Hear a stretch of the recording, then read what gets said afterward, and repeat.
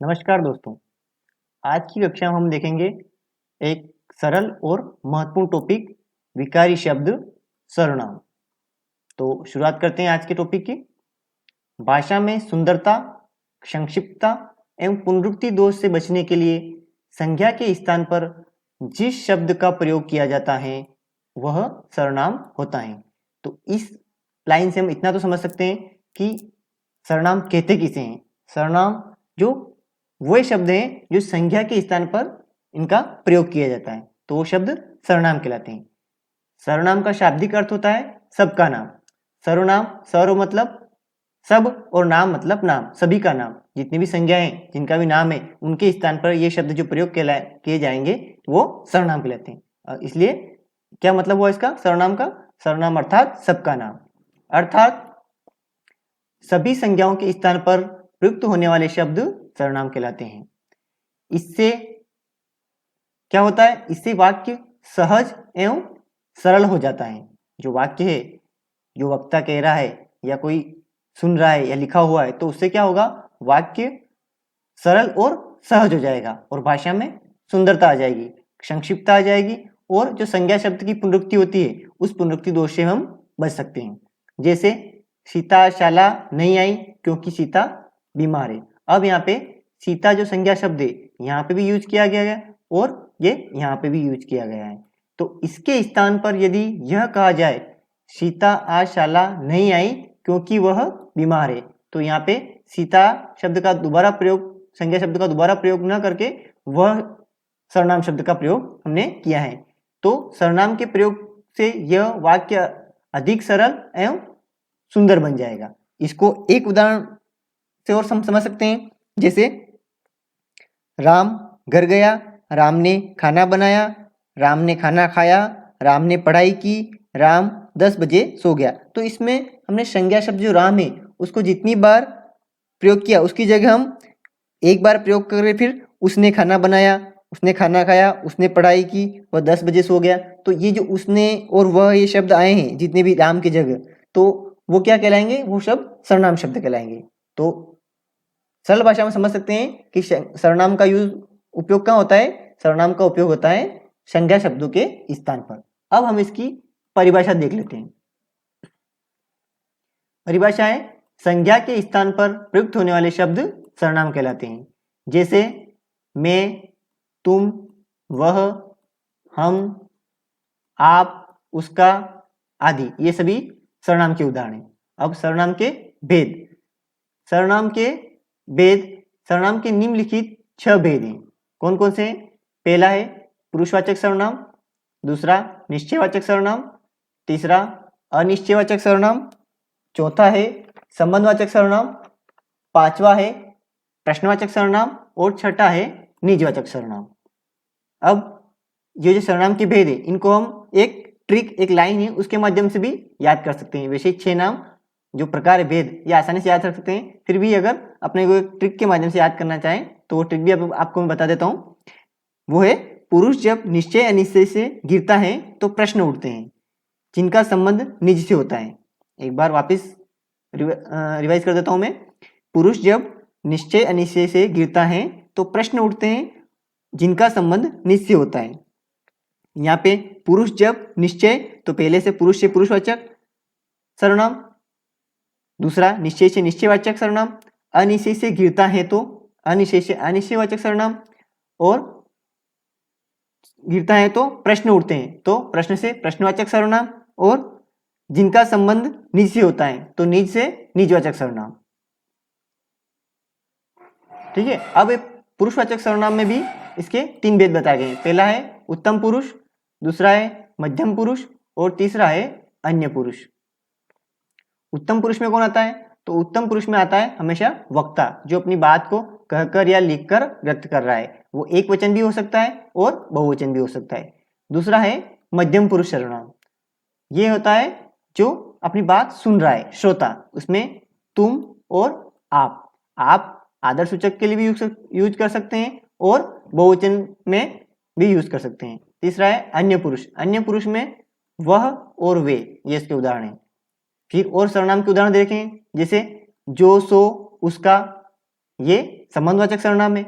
कौन, किससे, ये प्रश्नवाचक सर्वनाम है। और स्वयं और स्वतः ये है निजवाचक सर्वनाम है। अब हम इन भेदों को थोड़ा विस्तार से देख लेते हैं। पहला है पुरुषवाचक सर्वनाम। जिन सर्वनामों का प्रयोग कहने वाले, सुनने वाले व जिसके विषय में कहा जाए के स्थान पर किया जाता है उन्हें पुरुषवाचक सर्वनाम कहते हैं। पुरुषवाचक सर्वनाम के 3 प्रकार हैं। कौन कौन से हैं वो? पहला है उत्तम पुरुष। बोलने वाला या लिखने वाला व्यक्ति अपने लिए जिन सर्वनामों का प्रयोग करता है वे उत्तम पुरुष सर्वनाम कहलाते हैं। कोई भी व्यक्ति जो बोल रहा है, अपनी बात कह रहा है, वो लिखकर या बोलकर व्यक्त कर रहा है, तो जो अपने लिए शब्द यूज करेगा वो कौन से हो जाएंगे? उत्तम पुरुष सर्वनाम कहलाएंगे। जैसे मैं, हम सब, हम लोग, ये सभी उत्तम पुरुष सर्वनाम के अंतर्गत आते हैं। ये पुरुषवाचक सर्वनाम का ही भेद है। फिर है मध्यम पुरुष। मध्यम पुरुष के अंतर्गत कौन कौन आता है? जिसे संबोधित करके कुछ कहा जाए, मतलब श्रोता जो अपनी बात सुन रहा है वो, या जिससे बातें की जाएं, उनके नाम के बदले में प्रयुक्त होने वाले सर्वनाम मध्यम पुरुष सर्वनाम कहलाते हैं। जैसे तू, तुम, आप लोग और आप सब। तो आपका ये आदर सूचक के लिए अपने यूज करते हैं। फिर आता है स, अन्य पुरुष, जिसके बारे में बात की जाए या कुछ लिखा जाए, उनके नाम के बदले में प्रयुक्त होने वाले सर्वनाम अन्य पुरुष सर्वनाम कहलाते हैं। जैसे वे लोग, ये, यह। अन्य पुरुष में आप दे रखा है, अन्य पुरुष में आप नहीं आएगा। आप आएगा किसमें? मध्यम पुरुष में। ये एक के लिए भी आ सकता है, जिसको अपने बड़े हो तो आदर देने के लिए कर सकते हैं, और बहुवचन में भी आप सर्वनाम का प्रयोग हम कर सकते हैं। फिर आता है सर्वनाम का दूसरा भेद, निश्चयवाचक सर्वनाम। जो सर्वनाम निकटस्थ अथवा दूरस्थ व्यक्ति या पदार्थ की ओर निश्चित संकेत करते हैं उन्हें निश्चयवाचक सर्वनाम कहते हैं। इसके मुख्य 2 भेद कौन कौन से हैं? पहला है निकट की वस्तुओं के लिए और दूसरा है दूर की वस्तु के लिए। तो निकट की वस्तु के लिए कौन से सर्वनाम शब्द है? यह और ये। और दूर की वस्तु के लिए वह और वे। अब आप एक बात इसमें ध्यान रखना है आपको, जैसे अन्य पुरुष में भी आया है ये, यह, वह और वे, ये अन्य पुरुष में भी आते हैं। तो इसका भेद हम अंतर कैसे समझ सकेंगे कि जो यह, ये, वह, वे, अगर ये किसी स्थान या वस्तु के लिए आते हैं तो वहां पे होगा निश्चयवाचक सर्वनाम। और यही सर्वनाम शब्द अगर किसी प्राणी के लिए यूज किए जाते हैं तो वहां होगा अन्य पुरुष सर्वनाम। आगे देखते हैं अनिश्चयवाचक सर्वनाम। जिस सर्वनाम से किसी ऐसे व्यक्ति या पदार्थ का बोध होता हो जिसके विषय में निश्चित सूचना नहीं मिलती, या उस संज्ञा को हम, जिसका नाम है उसको हम नहीं जानते हैं, तो उसे अनिश्चयवाचक सर्वनाम कहते हैं। जो कोई भी संज्ञा है उसका हम नाम नहीं जानते, उसके लिए जिन शब्दों का प्रयोग करेंगे सर्वनाम शब्द का, वो अनिश्चयवाचक सर्वनाम कहलाएंगे। जैसे कुछ या कोई सर्वनाम का प्रयोग प्राणीवाचक सर्वनाम के लिए होता है। जैसे कोई बुला रहा है ना। जैसे अब दरवाजे पे कोई खड़ा है तो हम जिसको हम नहीं जानते तो अब क्या कहेंगे? कोई बुला रहा है, कोई खड़ा है, तो वहां पे प्राणीवाचक के लिए आएगा कोई। और दूसरा है कुछ।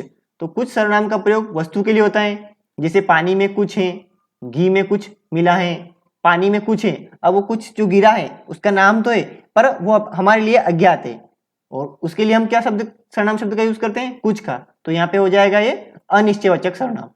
कुछ किसके लिए आएगा? वस्तु के लिए, और कोई आएगा प्राणी के लिए।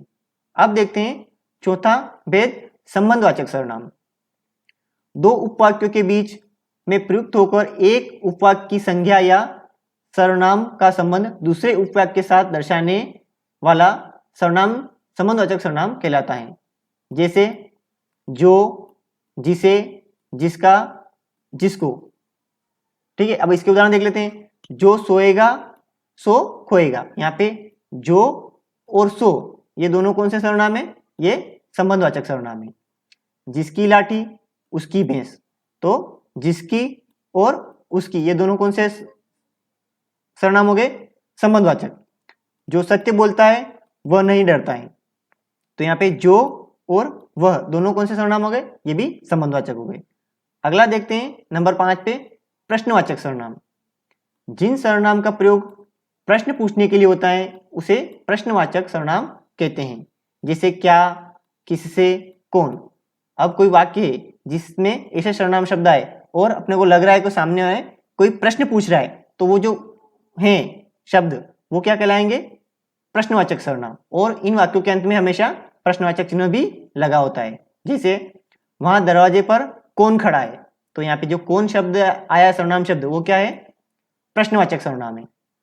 कल तुम किससे बातें कर रहे थे, तो किससे जो सर्वनाम शब्द है ये प्रश्नवाचक है। आज तुम्हें क्या चाहिए, तो यहाँ पे क्या सर्वनाम शब्द? प्रश्नवाचक सर्वनाम है। अगला देखते हैं सर्वनाम का छठा और अंतिम भेद, निजवाचक सर्वनाम। ऐसे सर्वनाम जिनका प्रयोग वक्ता या लेखक स्वयं अपने लिए करते हैं निजवाचक कहलाते हैं। कोई वक्ता है या फिर लेखक है जो अपने विचार व्यक्त कर रहा है, वो अपने लिए ही उन शब्दों का यूज करता है, प्रयोग करता है, तो वो निजवाचक सर्वनाम कहलाते हैं। कैसे? जैसे जैसे आप, अपना, स्वयं, खुद आदि, ये सभी शब्द क्या है? सर्वनाम शब्द, ये निजवाचक सर्वनाम शब्द है।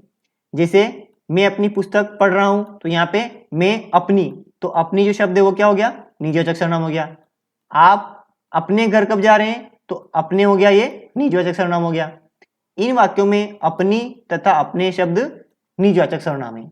इसको एक उदाहरण से और समझ सकते हैं। जैसे मैं हर काम खुद करता हूं, तो यहाँ पे जो खुद शब्द है वो क्या हो गया? निजवाचक सर्वनाम हो गया। मैं अपने आप चला जाऊंगा, तो अपने आप, अपने शब्द क्या हो गया? अपने और आप, अपने आप, तो अपने आप क्या हो गया? ये भी एक निजवाचक सर्वनाम का ही उदाहरण है।